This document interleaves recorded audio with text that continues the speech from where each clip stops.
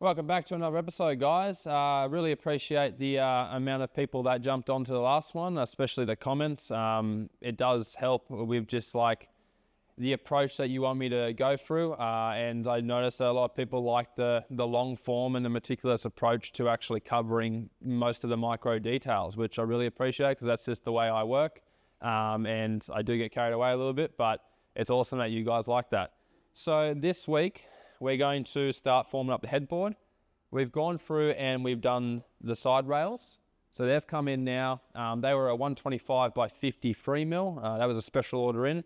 One thing is that when you start designing all your tray, if you do have a local steel supplier, actually work out all the different kinds of sizes they have to form your tray up, because you might catch yourself out in particular profiles not being available.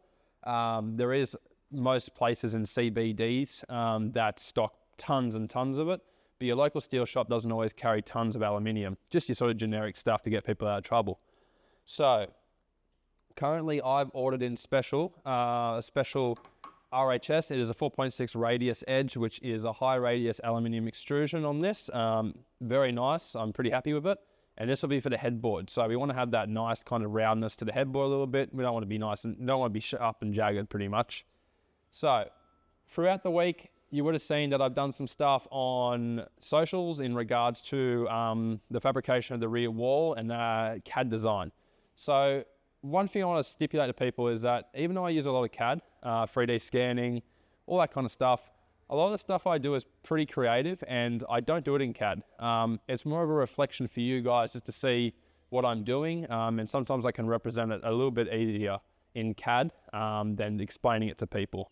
But by all means, a lot of the stuff I do is not always in CAD. So one thing I have actually pushed towards the CAD side, and this is the first time I've ever done that with a tray, is the rear headboard. So there's a lot of angles within it. And currently I have imported a 2D to scale rear wall picture, which was one of the starting points of the design for the rear wall to get the radius and all that in. I did actually draw a 3D model pretty close towards what that looked like. Also, I did scan the rear wall, which is at a 0.2 tolerance on the rear, which is pretty accurate. And I've gone in and formed up the whole rear wall to spec of radius with the cuts involved on this of angles. And it sits within 2 mil currently. So I'm pretty chuffed with that actually, considering that it's not something I would generally do with CAD. A lot of the stuff I do for CAD is for CNC billet products. Doing a lot of this design is freeform normally, and my creativity comes through that freeform. And this is where you separate the line, and I don't want people to get caught up with the whole CAD. It's very, I would just say, it's a big focal point these days in the industry, and a lot of people are using it. But the problem is that you've got two issues, and that is, one, you start producing cookie cutter designs, and that might not be a perfect situation. And then two, you also take away that creativity factor because you're trying to make something simplistic, practical, and, you know, easy to pump out in terms of things. I put this in the industry currently of pre-runners and trophy trucks, and that's where you get split down a section. So you'll have people that throw up all their amazing SolidWorks CAD designs of their pre-runners and all that stuff. A lot of it's cookie cutter designs. The geometry and all that kind of stuff is calculated designs, and yes, it will work as a pre-runner and all that kind of stuff, and probably function very well if your, specs towards how things all work are pushed into that design. Your other side of it is where you have the people that go, fuck, I wish I had that truck, and there's never going to be a second one of them again. That's where I like, because the creativity thing is something getting lost in the industry these days, and we're getting to functional, quick designs to pump out. But there's people like, say, in the industry like Morgan Clark. He produces some extremely exotic designs, and you just won't get that in CAD.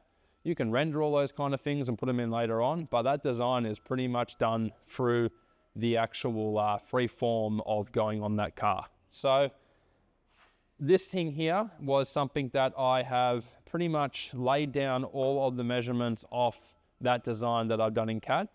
And this is sort of to see And this is a vulnerable thing because I've never done that before with CAD to a headboard design. Might not sound like too much, it's only a headboard, who cares? But I'm not going to change anything, even if I think it's wrong. I'm going to go completely off what CAD told me. Now, obviously that's a calculated program, but things have different factors that might not always work out. So we'll shoot through, start cutting this all up and bending it all up, and then I'll get back to it tacked up and we'll see what it looks like on the rear of the car.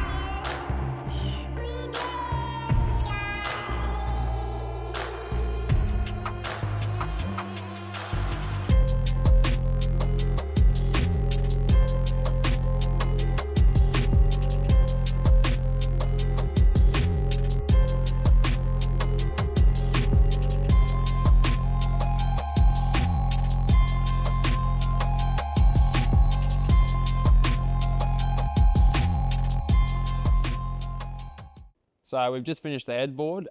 Basically, it worked out pretty well. I was talking to you guys about the CAD model and pretty much using all the measurements off it.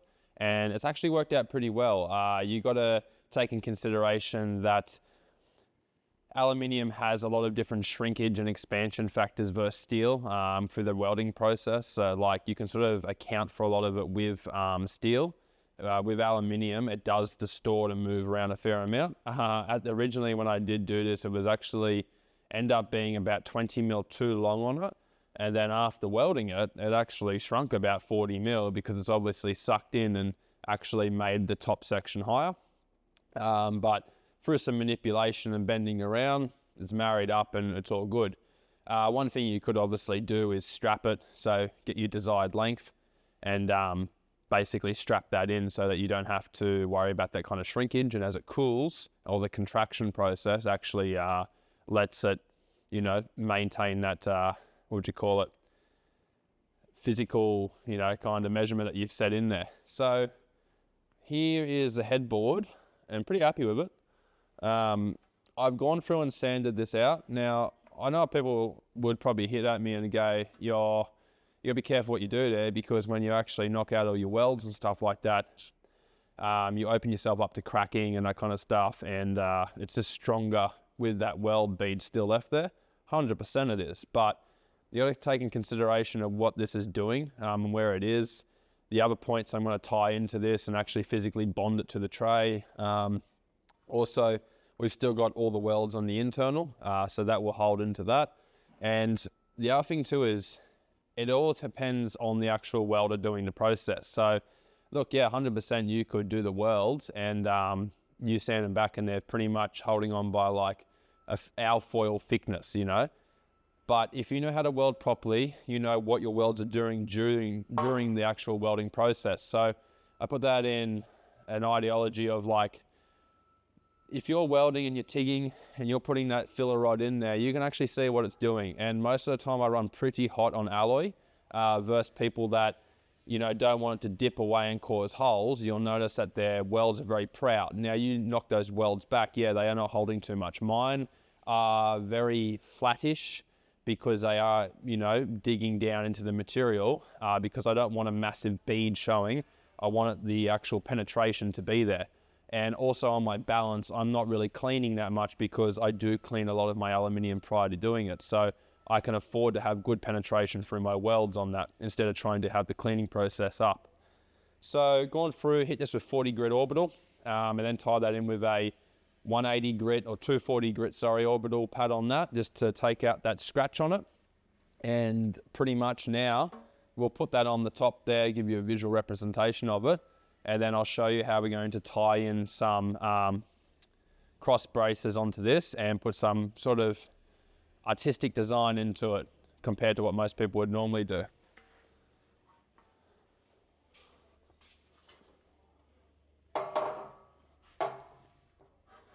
So I've pretty much accounted for both sides having about a 3 to 4 mil gap between the external of these rails, and that's just so I can get a really nice big thick weld on it. I'd rather that weld maintain and stay there versus actually having this right on the edge and sanding that back through that process. So that's how our headboard's sitting at the moment. And then now we're looking at our cross brace section. So that's where the CAD design will show you that, which I'll put in the video. And we're aiming for about 200 high, which is going to hit this rubber section of the window. And then we'll go through with that, which will be a 50 mil by 100 going across that. And then we will actually tie in some really cool design in here. I'll probably knock this out of cardboard once I get it pinned down on the desk there and work out how I want it to look. But I basically want to flow our curves in from the window and actually flow it down and tie that all in. Our structure up the top here on our cross brace, I might do a nice little dip down here and have like a laser cut name of Darius Customs in there. One thing I am trying to do, and it might sound a little bit funky for now, but I actually want to put this little profile section in the middle there, and I want to utilize it as a top tail light for braking and tail. That particular light, I actually want to laser cut my name out in the aluminium. I want to make a penetration on the rear that's accessible, and then inside of my name that's profiled out, scale that down so I can actually CNC router about 16 mil to 12 mil perspex. And I actually want that perspex to then counter sync through my laser cut name to pretty much produce my own rear LED light. Now the light that I'm looking at using is a red fiber octave light, and they are very bright and easy to mount. It's not particularly a LED light. How it works, it's a ribbon kind of section, and that's how I want that to sort of marry into that. So there's a fair amount in this headboard that, with the design, but I want every aspect and angle of this tray to sort of pop. I don't want it to just be this flat deck aluminium tray. And look, there's definitely taking consideration of practicality point of view. If you're building this for farming or something like that, or just touring, you don't need to go this far. It's more the fact that, look, we've got a car with crazy fender flares on the front, and I really want to, you know, emphasize the rear to marry in with that. I don't want to have this square rear and we've got this real nice radius front.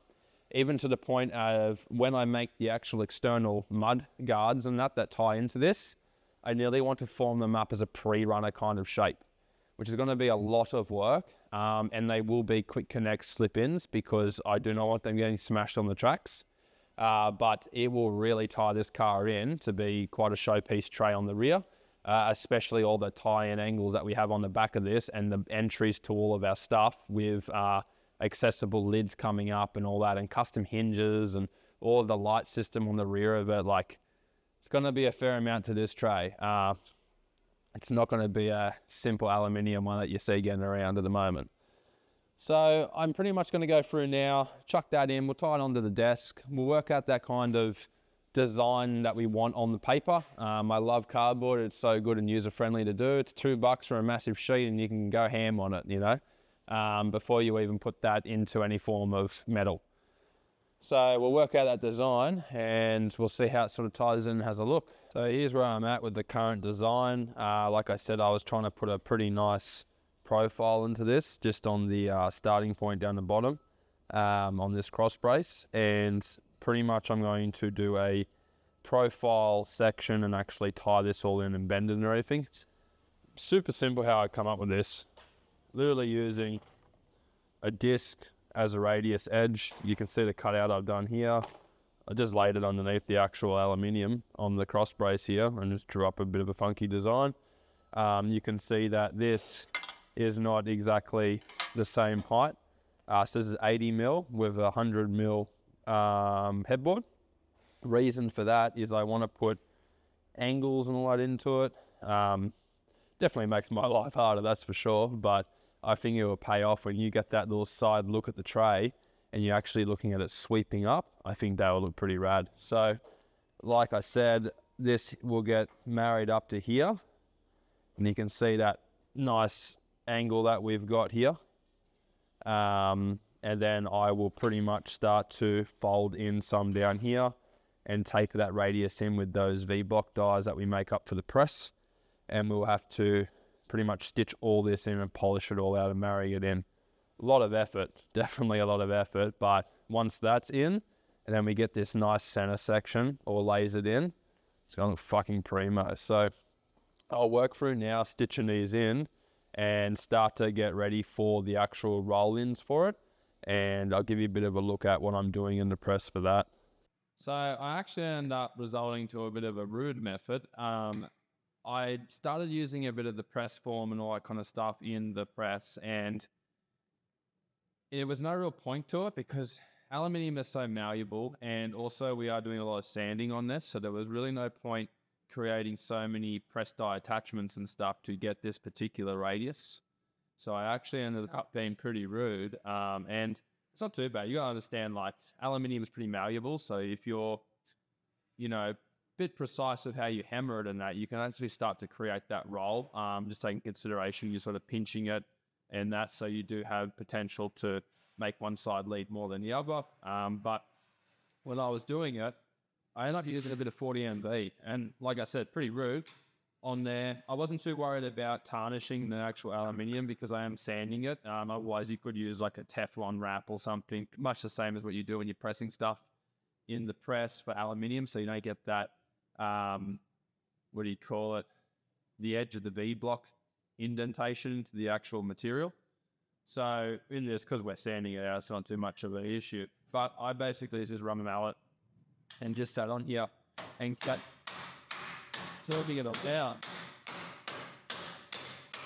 We want to keep working in straight runs just so that it pinches it evenly instead of favouring one spot. And you can see we start to get our curvature there. And we have a look at it just to sort of see what we're dealing with there. Now, one side of these that I've tied in is flush with the back. The other one actually leads out. So there's a little bit of a differential kind of angle there, or different angle leading in on that. But then we can mark the bottom of that angle, cut it off, and then we can marry that in. Now, if we have a look here, so something like that. You're probably looking at this going, oh, this is going to look a bit funny because the whole headboard is quite polished back now and even, and this is sort of looking like a bit of a strap in on it. But the good thing about aluminium is we can just build it all up and sand it all down with a pad sand off, and we can marry that edges in. So I'll pretty much go through, mark the back side of this, hit it out with a jigsaw, and then pretty much create 4 of them. The bottoms are a bit more of a different radius, but once that's all in, pretty much just blast that into the welder and sand it all the way back out with 240 grit. And I think that should tie in really nice. We still got that center section to do, but currently it's really starting to get a nice design into that. So I'm really hoping that we do tie this in nice with the aluminium once we sand it all out. We might have to build it up a couple of times. But other than that, I'm going to shoot through, knock up some more of those, get those edges all tied in, and then we'll go through the lazy cutting of this design up the top here. I do want to leave a bit of space just in case I put something else in there. One idea that I was really backing was a potential drop-down chase light. I just think that'd be pretty rad on the back of this. And it was going to have small little 50mm actuators on it, so you pop it down and only have it when you need it. Just something cool, but we'll see how we keep ticking away with this and build on it. I wouldn't mind having it stitched onto the actual tray, and once we go to weld the whole tray out, we can actually take that off and keep doing things on it. But after this headboard, I really want to start tying into the back assembly because it's all profile bent up as it's a 3-tier section as we tie into the rear of it. And still trying to work out what kind of tail lights that we do run, so we can put that into our design. So I'll go through and pretty much form up those caps now and most likely get it all welded out. You've seen me do a bit of welding already, and I think I passed that practice on to you guys in the original video. I do have a video sitting there which is purely on just TIG welding. I did that in the first episode and got carried away for about an hour, and I thought, God, I can't put this into the episode, so I will do it as a standalone, and it basically talks through setup, reasons for why you use certain things, practicality around stuff too, and sort of my experience with the kind of TIG welding process. So it's not a bad video, but yeah, that should be coming out pretty soon too. So we'll knock these caps in, get back to that.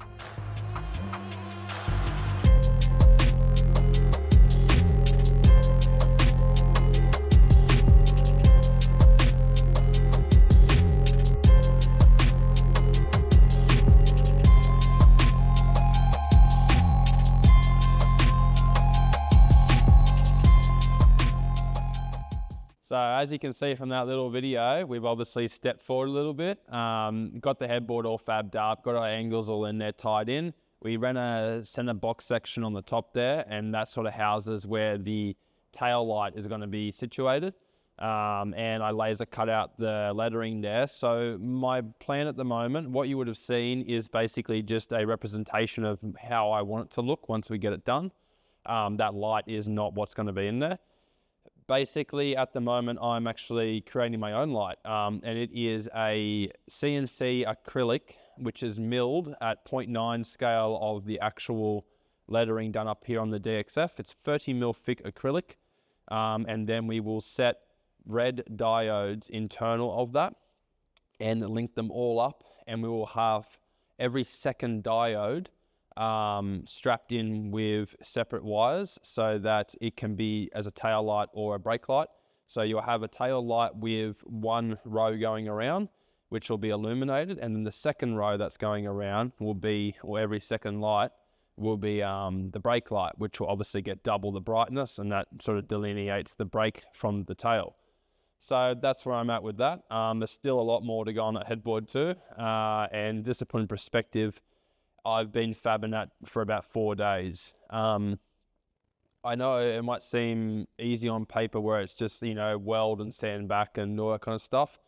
It's still a lot to do, but just to try and get all those angles right and give it some form of contour to the car and promote the curvature of the car is really what I'm trying to emphasize here. And I feel like it's done very well in that, even to the point where the headboard actually inverts itself and flares out. That's something I do love about it, and it does promote the angle of this car and leading into the front fender flares. So once we get the rears done, should look pretty juicy. So I think we'll call it up there on this one. The next one we'll lead into is probably a bit of flat paneling that we'll do on the top of the tray. Be some 4mm sheet that I've already got done. We have to do some provisions for penetrations in the tray too. So I'd like to have access to the top of the hats on the coilovers for the bolts, just in case you need to service it or anything like that. It'd be a hard thing to get to without having those penetrations. And also our spare tire. So we'll probably cap the front section of the tray, do our penetrations for our coilovers, and then we will make up a mount slide for the tire underneath, which will house to the car with mounts. And then we will build our rear flap section, which will then lead us into our profile tailgate, which will be 3 individual profile shaped up tailgates fully folded around, and we will get all of our inserts in that there. I'm currently holding off on that design a little bit just because I'm trying to work out the actual lighting system that we will do. There's a lot of nice auto lamp ones and all that kind of stuff, but it's starting to get a little bit generic. I don't want to reinvent the wheel, but we'll just see. I'm trying to source something that's a bit more juicy and sort of go more into the JDM kind of way, just with the light spectrums and the LED lights and all that they do. I think it'd be pretty cool just to do something a little bit different. So thanks for watching this one, guys. You also will notice there'll be a couple other videos popping up pretty soon, just with other miscellaneous jobs I'll be doing. So I've got a buggy at the moment. We're getting ready for cliffhanger. There'll be a red winch Cobra on the front, so that will get a whole new assembly and bar work for that. So you'll be able to take some advice from that on welding, MIG welding, the structure of what we build to for a pulling kind of aspect towards it. A bit of bending internal of that video too, so there'll be a bit on that. And then my actual project, personal project, is my Jeep. So I have a very rare Jeep, a 2-door, and it's been sort of on the socials a fair amount.